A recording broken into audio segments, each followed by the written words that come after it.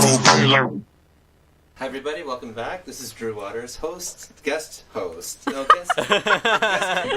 Permanent co-host. Yeah, Radio AI Hollywood.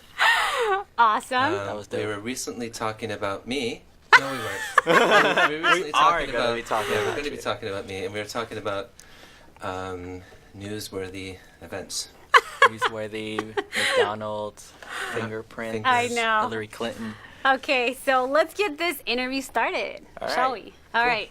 So Drew, just, tell us a little bit of your story, I've talked to you before and I think it's a very inspiring story, and I think a lot of people can be motivated, hearing everything you've accomplished. So just take it on.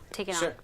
Let's see. Currently, I'm Dean of Academic Affairs here Woo! at Noho and I started in April. And before that, I was Dean at Expression College up in the Bay Area, which was in Emeryville, which is right beside Berkeley. It was right on the water. It was beautiful. It's a very similar school. It was a digital arts school. Awesome. And it was a non-tax exempt school like this. So it was same idea. Like I think of this school, the great thing about this school is it's a full-on baccalaureate degree with a lot of vocational sensibilities, which I love. I wish I had an education like this. That's awesome. Where you walk with a bachelor's degree, but it's super hands-on in this school no matter what you're doing.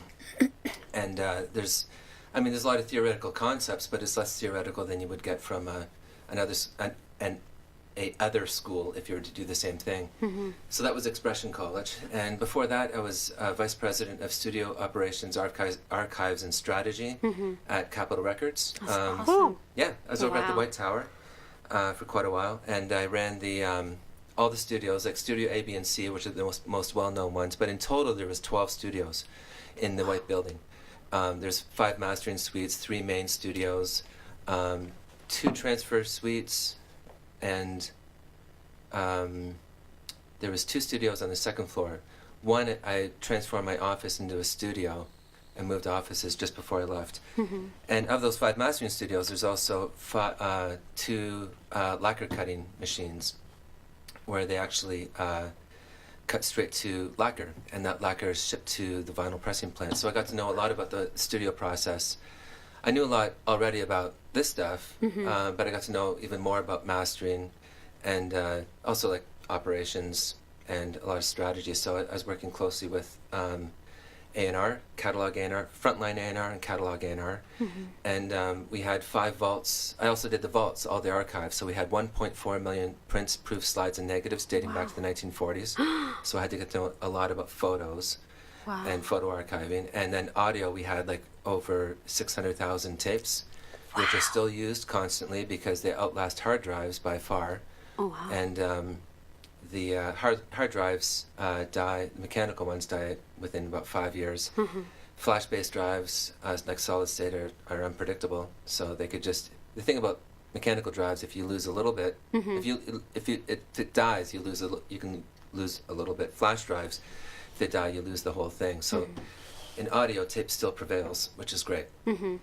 People are still using tape all the time, and it's really expensive. But so I had to get to know those formats and those mediums, I see. and like all operations have to do with studios. Before that, I was at the CSU, California State University at Monterey Bay, and so I ran the music department there, and I was co-chair, but also ran the whole recording department. There's like 100 kids, and it was great. And we had an old large format console, a Malcolm Toft board. So between that point and this point, I had a lot of time to spend on SSLs, like the 9K, 6K, 4K, and less of the duality. I'm getting to know the duality now, but it's like all SSL. So I usually come in here. Sometimes I come in after you guys are gone to spend time, or after the boys go to bed, I come here late at night and hang out on the SSL. Cool. And because there's a couple nuances on that board. API boards, need boards that were at Capitol as well. And before that, I taught for the State University of New York system. And this is like I was a visiting guest professor. I was there for 4 years, and during that time was the sort of beginning of online learning. And so I took advantage of that fact. And as I was leaving, I was writing and offering online courses. So when I moved to California, like I was a stay-at-home dad for like 9 years. So I was adjunct for quite a long time. During that time, I would write and offer online courses from California, but not a lot of people knew that I was in California working for the a university in Upper New York State. See, before that, I was in New York City finishing my PhD. I have a dual PhD. That's so cool. Yeah, from NYU in performance and composition. Wow. So like there was a full-on dissertation, the PhD component, but the DMA, the Doctorate of Musical Arts component, was performance-based. So I'm a bass player. Wow. And I still record and write a lot of music. Still record. I have a studio like a mile from here. Wow, that's awesome. And still do that every night. Still play practice every day. Compose almost every night. And that was NYU PhD. Before that, I did my master's at the Eastman School of Music in Rochester, bass performance. Before that, I did my undergrad in Canada at a place called Laurier, Wilfrid Laurier. I think it's, at the time it was called Sir Wilfrid Laurier University. I don't know if it's called that. I think it's just Laurier. Katie might know. Is it called Laurier now? Is it Sir Wilfrid Laurier? Just Laurier? Yeah, okay. Laurier, okay. My undergrad's in sociology.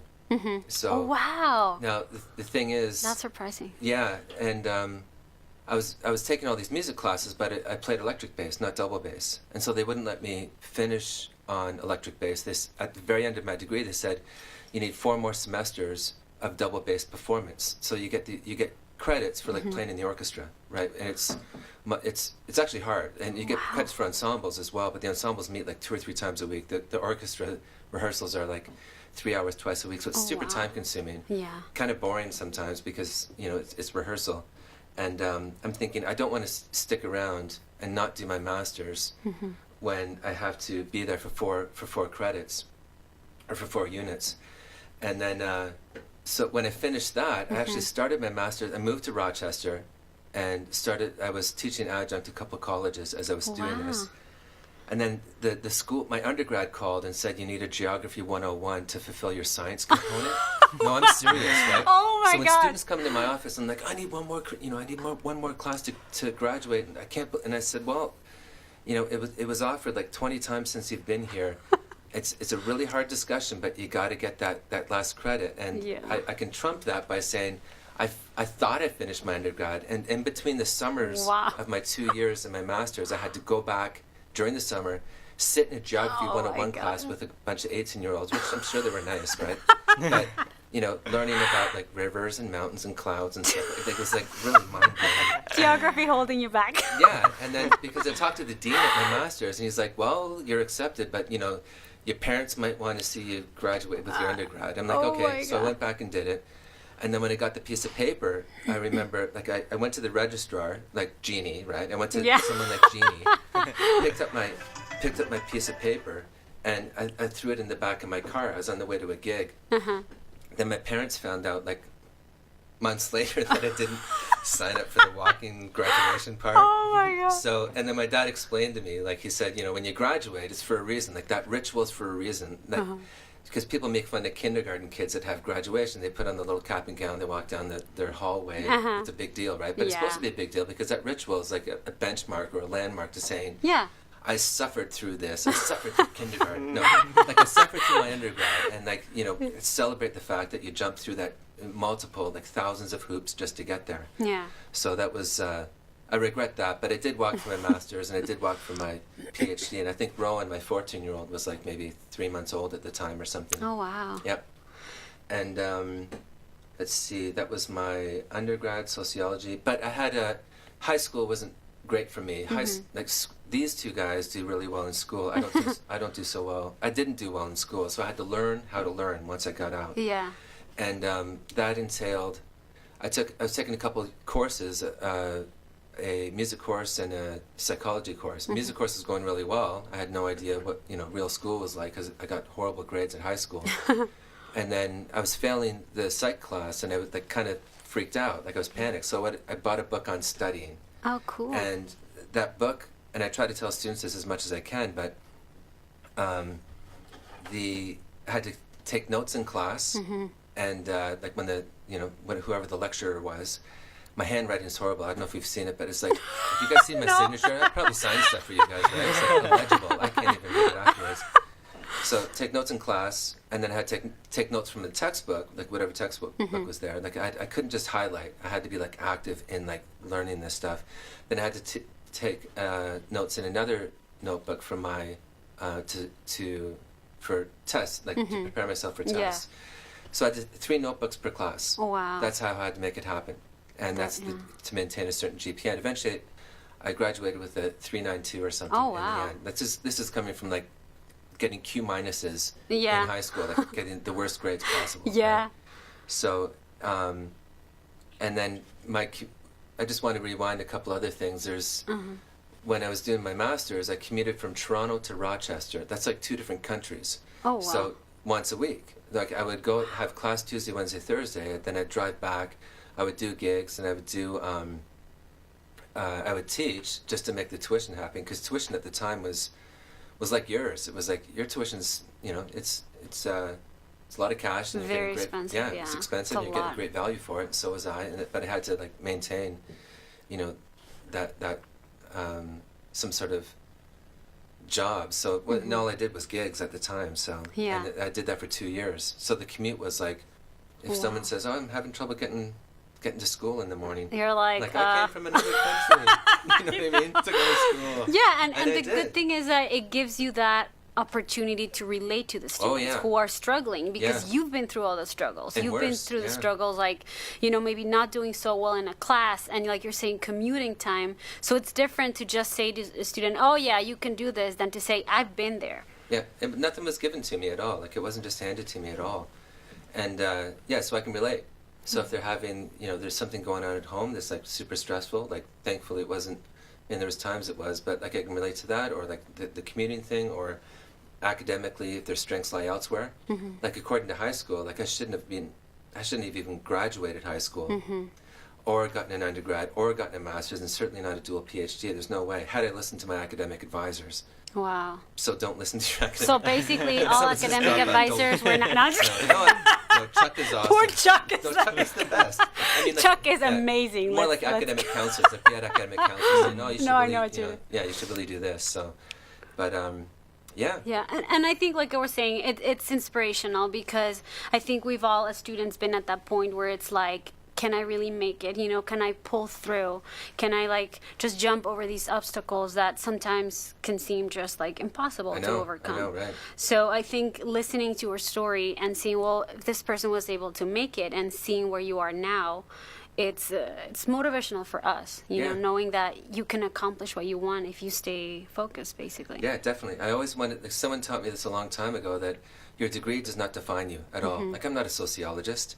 Right? Yes. In this gig, I'm not a bass. I mean, I just played bass for a couple of minutes, but I'm not a bass. That was awesome, by the way. I wasn't hired. It was I really wasn't hired awesome. on this gig to play bass. You know what I mean? Like, I Yeah. never talk about my bass on this job, and I'm dean. So, sociology and being a performance and composition major have nothing to do with being a VP at Yeah. Capital. So your degree does not define you. Yeah. You're getting an undergrad degree like everybody else has, in a great way, right? But like, you decide, it's like you're the master of your universe afterwards. Like, you decide what you want to do with it.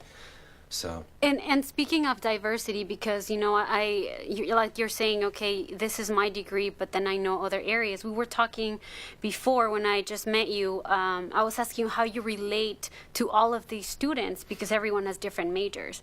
Yeah. And I think that's very important. So if you can tell us a little bit more about that, because I know that you do a little bit of everything, like, you know, photography, you know, you know a lot of different areas. And here at school, we have, like I said, different majors. So how are you able to connect with all of these areas of study? Well, it's deliberate and strategic. Like, I do it on purpose. The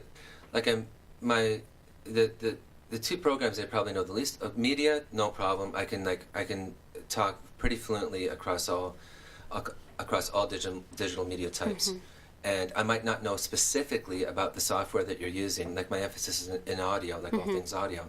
But a lot of that relates to any sort of digital imagery or manipulation of those digital assets. Like, I can talk about that and get the concept pretty quickly if I don't know. And I also go into lynda.com or digital tutors, and I'll take those sessions, those tutoring sessions, even if I'm not completely sure what's going on.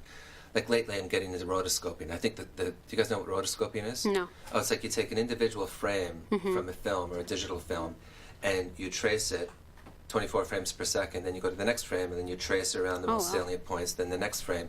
Then you get this, that's how you get these, sort of moving images that look like cartoons. It's been around since like the 1950s. Oh, wow. But there's like movies based on this as I well. think I've heard it maybe It's in one of really- my art classes. Yeah, it's really time consuming, but it's something I want to know more about. So I talked to one of the professors here and I said, hey, can you whip together a tutorial? Because I've been doing a little bit of it. I want to do it better. Extracting the film from like whatever asset was, throwing it into Photoshop, like tracing it, and then I'm thinking there's got to be a more efficient way than this. So media I can relate to, design concepts I can relate to pretty quickly as well, and but that also folds into fashion industry and the culinary industry. Like all things operational are just operational, and I can get the concept of how the industry is run, but specifically the culture of that industry, that's the stuff where I have to learn. So I ask a lot of questions, and I think students should do the same thing. Like I have no pride, I have no shame. If I look stupid, big deal. I'm still going to ask that question because I need to know. But I'm going to learn it pretty quickly. So I talk to chef, I talk to the fashion instructors all the time, stop by those classes, sit in with an open heart, open mind, trying to figure out what they're doing. And but what it comes down to is like it's just being a student, which I can relate to, like because I don't stop, learning, taking tutorials and learning within the class, learning from my own professional development, and encouraging others to do the same. So. Yeah, and you were saying, definitely asking questions, that's the base of it all. What do you think is the importance for students to apply these principles that you're talking about, relating to branching out from their major, getting to know what other industries are doing, especially in a school huge. like this, because we're all collaborating, we're all working together very closely. Well, when you graduate, like, you're not going to be working on, like the film people, here there might be an emphasis in production or in directing or something. When you graduate, you'll be a director after you graduate in about 15 years. Right? That's just the way it goes. So it really pays to know what other people are doing within your workflow. So if you're an engineer that's pre-production, you have to know what's going on with the editors. You have to know what's going on with the voiceover people to understand their workflow, and also like where things are just going to take more time. Exactly. So you're better off working. The example that I always use is in my performance degrees, a bunch of bass players are all like that study with an instructor. It's called a bass studio. Let's say there's 15 of us that study with a certain instructor. That's called the bass studio. It's not like a room. It's just they use the term studio as a group. So if you're part of a bass studio, you're part of a drum studio or a piano studio. Like get to know your colleagues that play bass, but don't hang out with them. You hang out with the drummers and you hang out with the keyboard players and the vocalists. Why is that? To learn from what they're doing. Well, yeah, like a bass player is not going to get you a gig. A drummer will, but the bass player that has He's gonna upon get the gig. graduation, he's going to keep that gig. He's right? going to kick you out of the Right, studio. exactly. He's not going to upon graduation. He's not going to say, "Oh my gosh, I got too many gigs. I should give one to Drew." Right? No, he's going to keep all the gigs for himself. There's this right? really good paying gig. Yeah, it's really good paying gigs. Like, oh, I'm I don't tired. want it. Yeah, I'm a little Yeah. drowsy today. But so hang out with the drummers because drummers need bass players. Right, other bass players don't need bass players. Like I can't remember I love that. if ever I was on a gig with another bass player, but I always have been with drummers, keyboard players, and vocalists, guitar players. Right. So hang out with those people. Likewise, get to know what the the game people should get to know what the audio people are doing. Audio people should get to know what favorite game engines the game people are using. Get to know what like rigging means. Get to know what shading means. Believe it or not, audio people should. So they're more of a commodity because they can speak that language. Yes. Right. So if you're in a group of people, it's like the audio guy is like only there for 15% of the conversation, thinking, "Oh, this is what I do. This is all I do." You're not a team. And when upon graduation, you get into some sort of production, a production house of some sort. You have to be a contributing member. You have the quicker you understand that culture and the vocabulary of everybody else, and understand their strengths, weaknesses, and any sort of delimitation that they're working on, the more of an asset you are to that company. So, and then to think that the whole creative cloud is at the bottom of a Mac computer, and you're just opening Pro Tools all the time, but you have access to all these other softwares. It's like you're cheating yourself. So, like, spend that time. Like push a little further, tell your friends I'll meet you at 11 o'clock instead of 10 o'clock and take one tutorial on that. And try to do that a couple times a week. Push a little further. And then right away you graduate with an advantage over everybody else. That's really So, smart. yeah. Yeah, and as you had told me before, at some point, be curious, right? So that's always what's going to drive you, like curiosity for other things.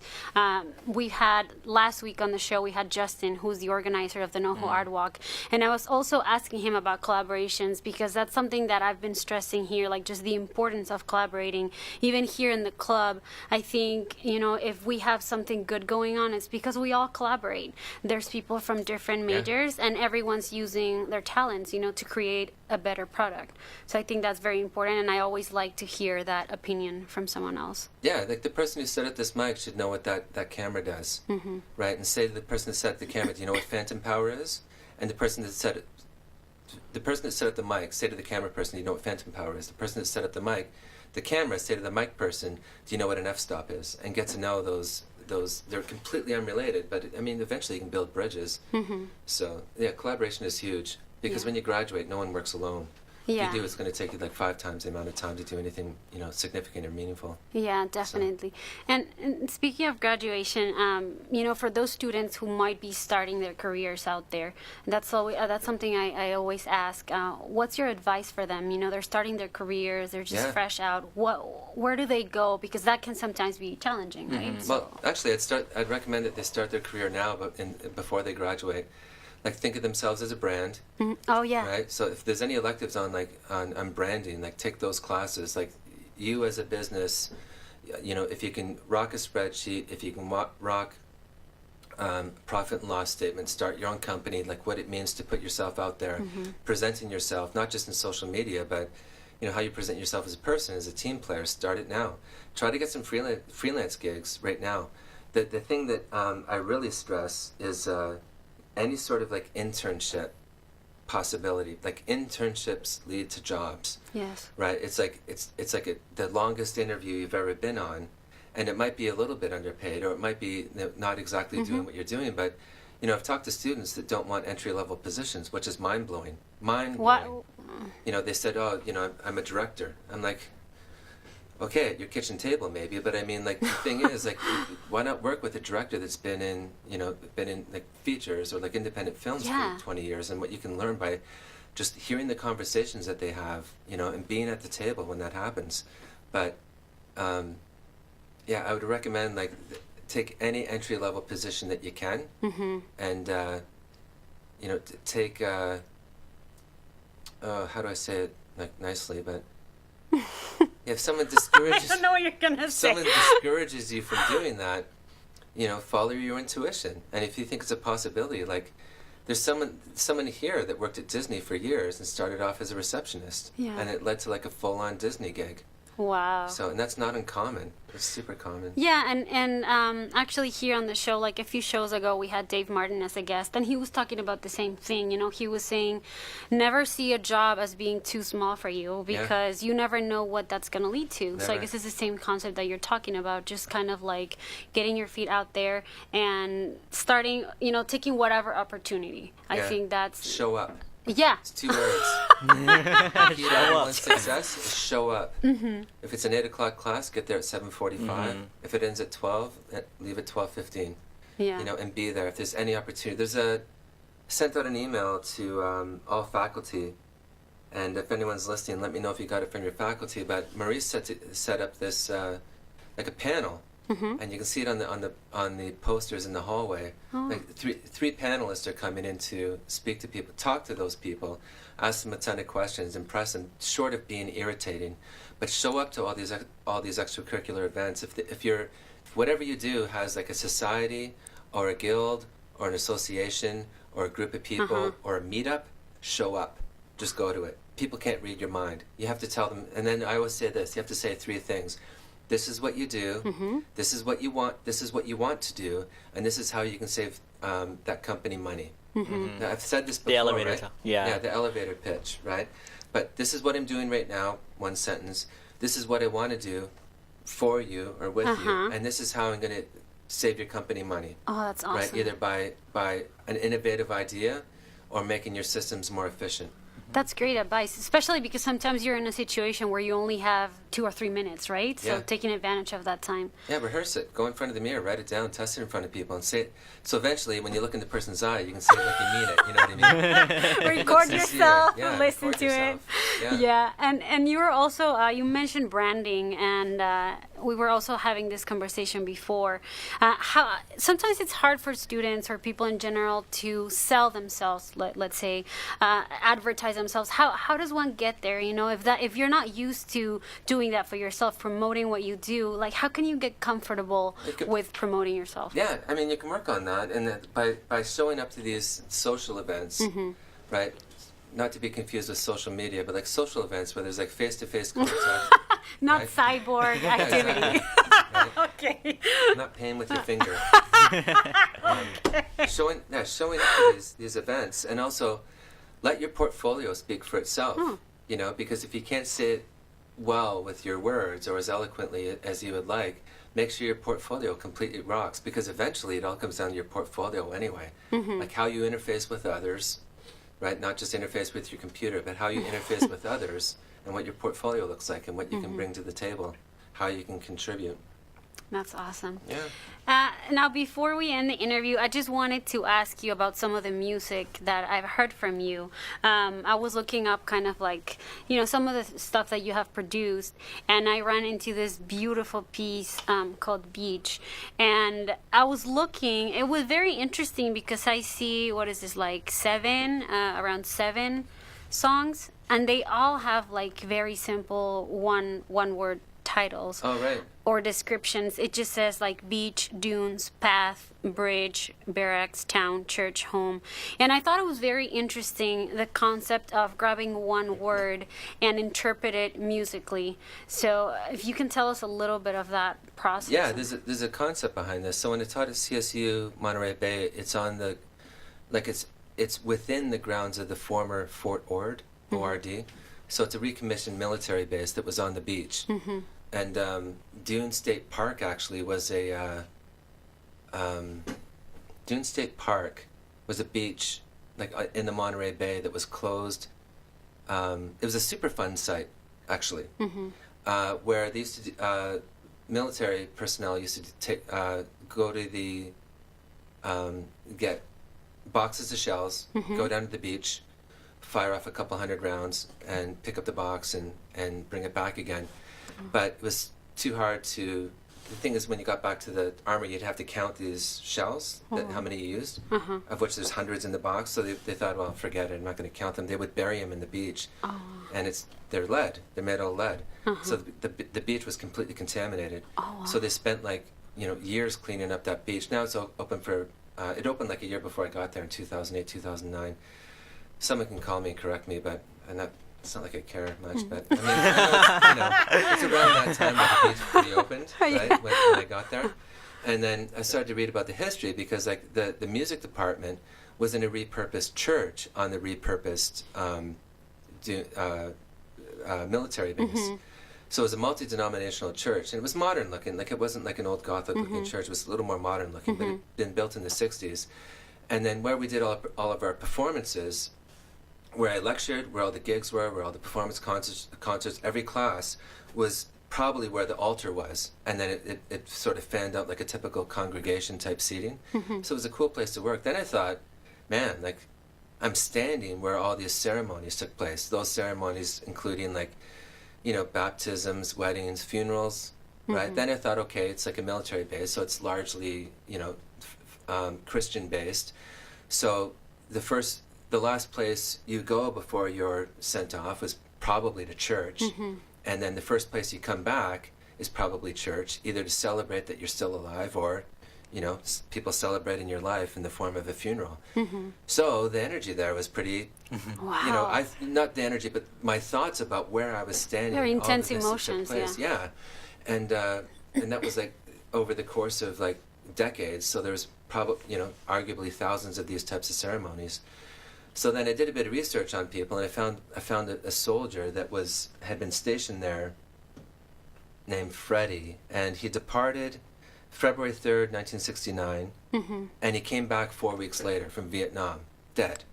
right? So I tried to find as much information as I could about the person, and then I thought, okay, upon leaving, he was shipped out, and then when he came back, the first point of contact would be the beach, and then he'd have to scale over the dunes, Wow. right? And then he'd Oh my take the God. path up to a bridge. There's one bridge you have to cross over Highway 1 to get to the military base. So he'd take the bridge over Highway 1, and then he'd cross the barracks and he'd go to town, walk into the town.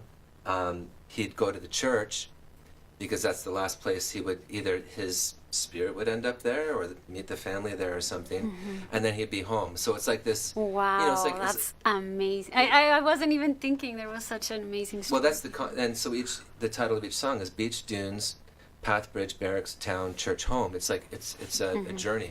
So that's the concept of the album. And I love how you tied all of these concepts together to come up with like a whole, you know, like it all tells a story, and the music is kind of like the interconnection between the songs is very present, even without knowing the story behind it. And I think the value on it is that when you create art, you know, any kind of art, you also want people to be able to interpret, you know, to Sure. relate it to their own emotions. So Yeah. I think the value here is the fact that you took this amazing story and interpreted musically, but it is also open for someone else to just listen to it and put their own stories in it. And I think that's very valuable as an artist. Oh yeah, definitely. It's like that's the great thing about art. It can be interpreted like 20 different ways. There's a lot of gray areas as well. And but I had a lot of time to think about this because I was doing the research, I was teaching the classes, I was in the presence of this like altar sort of area like 20 times a day. And then before classes and between classes, I'd go out and surf at this beach Oh, wow. all the time. So when I was, like I said in the liner notes, that when I was facing west, like waiting for a wave to come, thinking, okay, well, this is my timing right? Is my placement right? Should I, you know, once after I paddle out, should I take this? Facing west, thinking, okay, that's, you know, when he left, you know, he was facing west, heading that way, and then when he came back is when I would take a wave back to the beach. And I thought, okay, there's a cycle. It's like everything we talk about, like our whole life is ABA, everything. Like we're born at home, we go to B, which is like our life, and then we go back to A, we die at home. It's like home, go away, come back. I mean, every story can be distilled down to ABA, which is also like a song form as well, ABA song form. Oh, wow. But any story that we read, beginning A, middle B, end A, you basically begin, you know, you end where you begun. So that was the idea behind that. I love it. And I think that's also an example of the artist really putting, you know, their soul into the work that they're engaged in, right? Because this is not something external. It's like you really are putting your whole self into the situation. Yeah. And the art that comes out of that is clearly very high quality. Well, and it's full of emotion. Yeah, actually, the album was recorded in that church.